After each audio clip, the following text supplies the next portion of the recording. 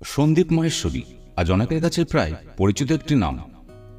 Social মিডিয়ার দৌলতে ইনি সকলের কাছে পৌঁছাতে পেরেছেন। বর্তমানে মোটিভেশনাল বক্তাদের মধ্যে সন্দীপ মাহেশ্বরী একজন অত্যন্ত জনপ্রিয় ব্যক্তিত্ব। সন্দীপ মাহেশ্বরী একজন সফল উদ্যোক্তা এবং ফটোগ্রাফার।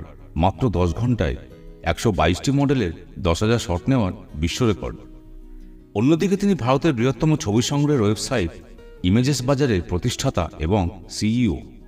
শুধুমাত্র তরুণ প্রজন্মের কাছেই না, তিনি সমাজের মোটামুটি সব স্তরের মানুষের কাছেই বেশ পছন্দের মানুষ।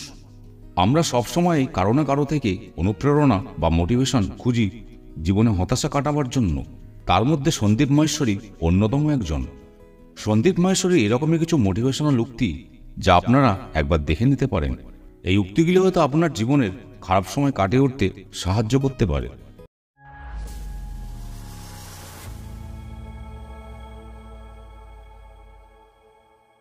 নেশা করুন কঠোর পরিশ্রম করার, যাতে আপনার রোগ হয় সাফল্য পাওয়ার। আজকের মধ্যে ঢুকে কঠোর পরিশ্রম করো, যাতে আগামীকাল তুমি যখন আবির্ভূত হবে অন্য সবার থেকে আলাদা হবে। আপনার ব্যর্থতার জন্য নিজেকে সমালোচনা করা বন্ধ করুন এবং আপনার কৃতিত্বের জন্য নিজেকে প্রশংসা করা শুরু করুন।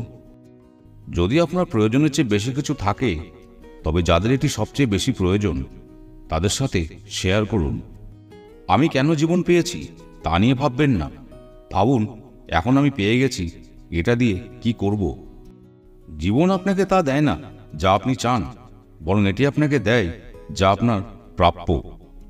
যে ব্যক্তি তার অভ্যাস পরিবর্তন করতে পারে সে তার আগামীকাল পরিবর্তন করতে পারে, কিন্তু যে তার অভ্যাস পরিবর্তন করতে পারে না সে একই জীবনযাপন করবে। ইতিবাচক চিন্তাভাবনা হলো সেরাটা হওয়ার আশা করা নয়, এটা মেনে নেওয়ার বিষয় যে যাই ঘটুক না কেন ভালোর জন্যই ঘটে।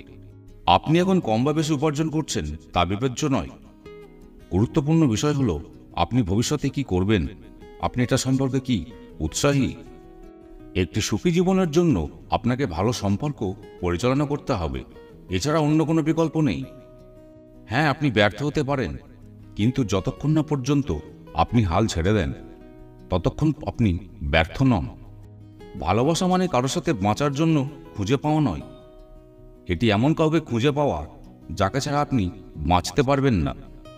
সফল হওয়া মানে সেরা হওয়া নয়, এটা হলো আপনার গতকালের চেয়ে ভালো হওয়া।